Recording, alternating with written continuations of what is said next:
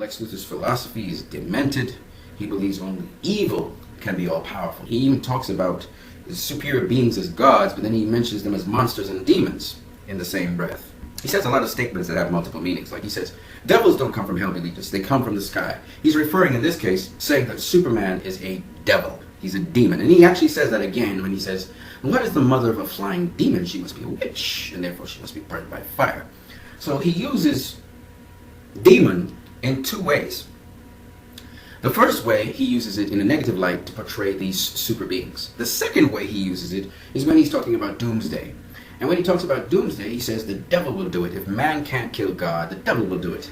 And there he's talking about doomsday as if doomsday is a demon. And then he refers to his portrait, which is upside down, some sort of super being coming from outside of the world, since Superman is dead. By turning on the scout ship, again he alerts other beings from amongst the stars. And when you see what he's saying, he's hungry and he's coming. When he's talking, and you can see that this is who Lex Luthor really is, a raging, demented, psychotic, evil person that's consumed by rage and hate, almost like a demon, a real demon. And when you look at him behave like that, it makes sense. This Lex Luthor has to be much more demented than any other Lex Luthor before him. This Lex Luthor is not like the other Lex Luthors in this sense. All the Lex Luthors we know, even from the comics, have always been megalomaniacs. They always wanted world domination. However, this Lex Luthor, he has no problem if he doesn't have world domination. He has no problem if he dies, even though he wants to live. His thing is, once someone who is completely evil has all power, he's okay with it. And he will accelerate that particular reality if necessary, making him far more dangerous than any other Lex Luthor before him. And this version of Lex Luthor had to be psychotic. He had to be. He cannot be someone who's thinking self-preservation like the other Lex Luthors do. And even though he does think self-preservation, his philosophy is such that he's willing to go to the lengths where he dies to allow it to become reality. When you think about that kind of guy, it's scary. It's scary. It's like the suicide bombers mentality. You know, it's all about the cause. And for Lex Luthor, it's all about the cause. He is the epitome of hopelessness. Now, if we look at Superman, on the other hand, he's the epitome of hope. And again, his relationships are with Martha Kent, Lois Lane, and Perry White. And also Senator Finch. Senator Finch wants him to be accountable in the world. Is he just going to do things according to his will, or is he going to work along with humans and do things according to the general consensus of those in authority? So that's the whole question she was trying to pose. His relationship with Lois Lane, we saw that it was growing and thriving. They lived together and they had an understanding between each other. We saw that in the opening scenes when Lois Lane, lowered her hands and signaled to him. And he also has his support is mainly his mother and Lois Lane. These are the two most important women in his life. He really could lose it, and he could really become a very evil person if either of them were to be damaged. And this is a young Superman still growing. Superman's relationship with Lex Luthor is a very interesting one. Superman does not suspect Lex Luthor of being evil until much later on, when he realizes that Lex Luthor is behind the destruction, that he is behind the kidnapping of Lois Lane. And then his thoughts on Lex Luthor get to a whole other level when he realizes his mother has been kidnapped and abused. And he was ready to kill Lex Luthor at that point in time. He had gotten that angry. Lex Luthor was able to manipulate Superman. Superman was not able to live to the end of the movie to be able to really deal with Lex Luthor. You can see Superman has a lot of restraint. He has a lot of discipline. He has a lot of moral values. And these are ingrained into him, as we see from his mother, from Lois Lane, who encourages him to walk that path of instilling hope to other people, as well as some foundation work from his earthly father and from his Kryptonian father, Jor-El. So he's really a combination of all these different people, and he's trying to find balance where he could serve mankind, yet continue to inspire them. So we learn more about Superman's character through his relationships with Lois Lane, Perry White. It's one of those relationships where you can see Superman doesn't value what Perry White wants him to do. And the only reason Perry White probably hasn't fired him is because he can't see him long enough to fire him. He has a very intriguing, very funny relationship with Perry White in this movie. And, of course, his relationship to Batman. Superman does not understand how a criminal imposing vigilante justice in a brutal fashion is allowed to walk the streets. Of course, he's alerted about Batman through the news and then through Lex Luthor's articles that he sells to try and incite Superman to do something, which Superman appears on the scene to block Batman from trying to implement vigilante justice. He stops him, and then he tells him to stop being around, stop doing what you're doing, and then he flies off. So Superman's relationship with Batman is an interesting one because Superman also is fatherless. He's lost his father. It was something where he had to display restraint and discipline because he had to honor what his father believed. The consequences of those actions would have been dire because you saw what the world thought about Superman. He was a very controversial figure, and the father had tried to protect him and concealed it for a very long time until he was ready.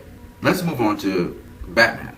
Batman is a complex figure, but really his guide throughout this movie was Alfred. Now, most people think that Alfred is Batman's partner and they're in a partnership, but they're not chummy buddies. Alfred is this somewhat sarcastic individual, but Alfred is Batman's mentor. So Alfred continuously is in a discussion with Bruce Wayne. He constantly talks to Bruce Wayne.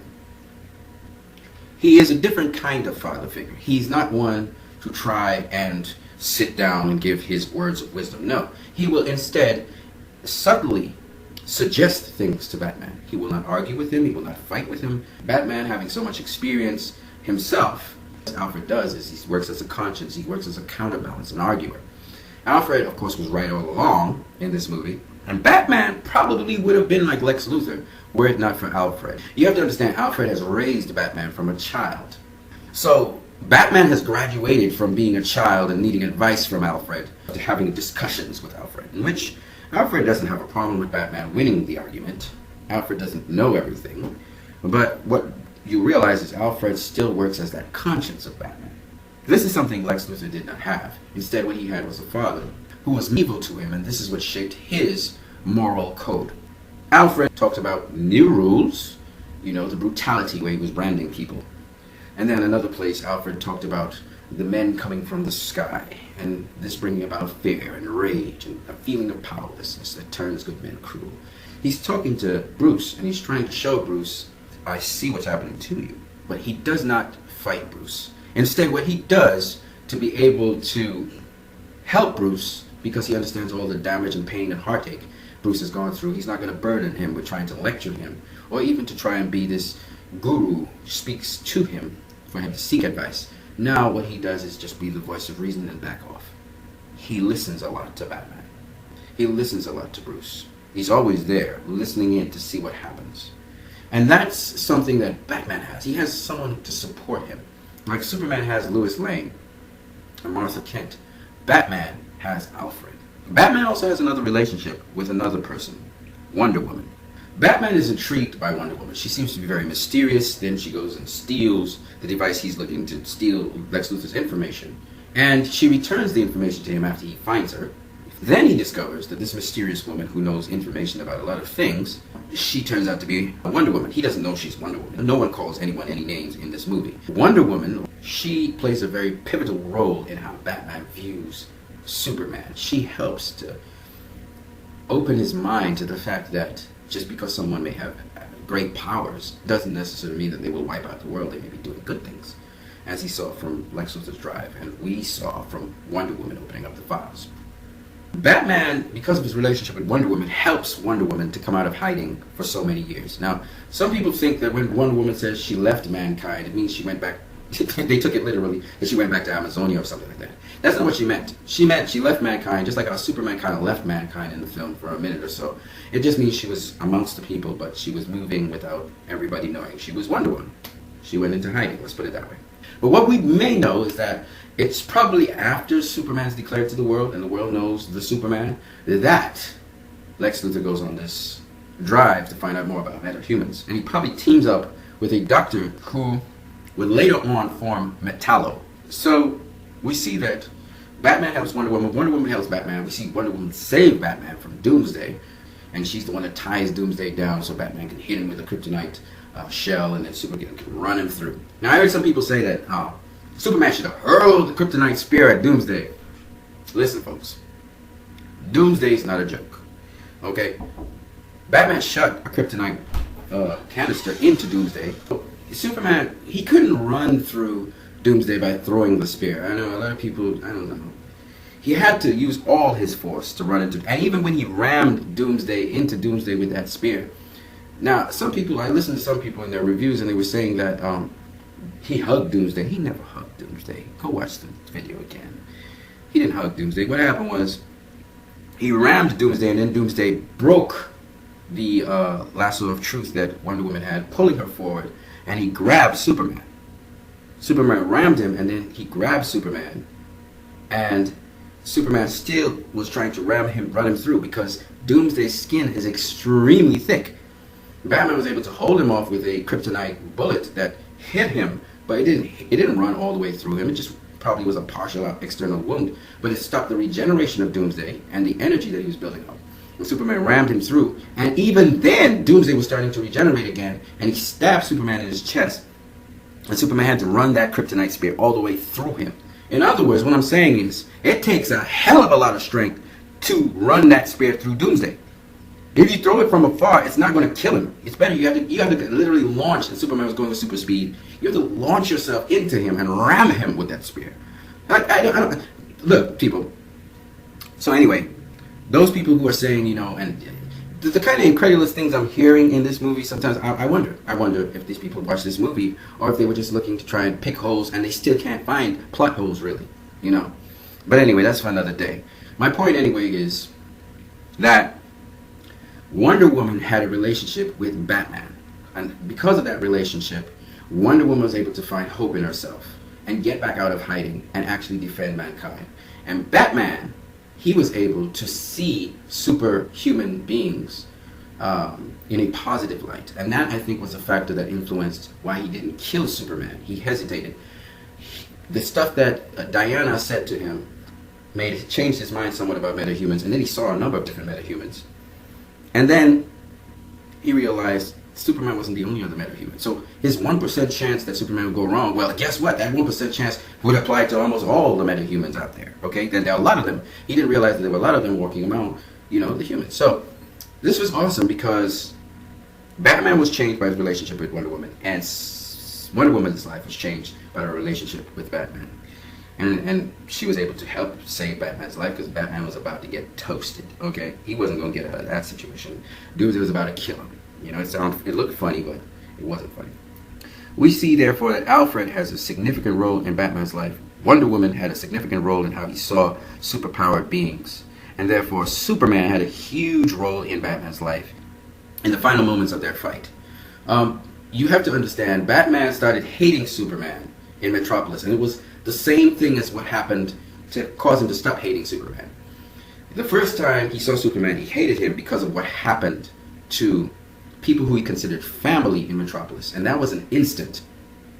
In an instant, Batman snapped. And that pretty much had him oscillating towards Superman to kill him. From then on in, he hated Superman and he wanted to kill Superman. Well, the undoing of that was when Superman spoke into his life, saved Martha. Throughout the film, we saw that Batman had a very close association with his mother. This film emphasized mostly on his mother, not just on both parents, but on the death of his mother. It emphasized it over and over again. We already went through this a number of times. So he had a relationship with his dead mother, and this is why he became Batman. It wasn't so much because of his relationship with his father, it was with his mother. So when Superman says the word save Martha, and people say, well, why did Superman say Martha? Why didn't he say my mother? There's a reason. Lex Luthor shocked Superman into saying that word. Because Lex Luthor was the one that said a man's closest woman in his life is his mother. And then he started saying Martha, Martha, Martha, Martha, and flicking the photos in front of Superman. And the way how he did it psychologically shocked Superman. So that the only thing Superman could be thinking about, he couldn't even call his mother Mother anymore. He was calling his mother Martha. Martha. Lex has Martha. So it wasn't strange to see Superman talking about his mother as Martha, not my mother. And that's for those people who don't pick up these subtleties in a film. And that's why he said Martha. Okay, folks? It's not just the writers. The writers seem to understand human psychology quite well. So, that's why he said Martha. And anyway, it spoke to Batman.